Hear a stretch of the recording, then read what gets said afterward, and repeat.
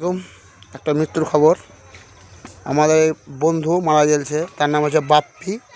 তারই গোরস্থান হচ্ছে, এখানে দেখতে পাচ্ছেন আমাদের বয়স্ক চাচারা করলে।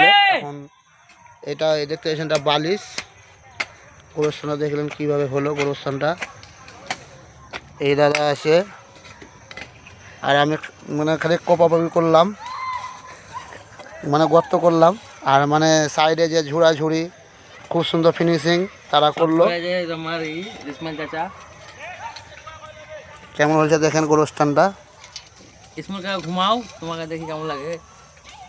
ভিডিও তোমার ভিডিও করে ঘুমাও, একটু ঘুমাও।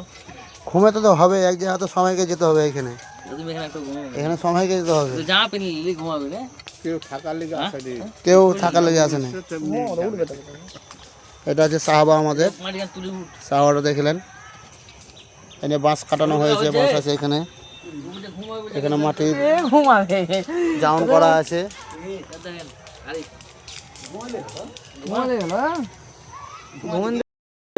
যাই হোক, গোরস্থানটা এতক্ষণে ফিনিশিং হলো। রুহুল কাকাটা আমার ফিনিশিং করে দিল একবারে, খুব ঝাক্কাস করে একবারে গোরস্থানটা। ভালো লাগলো।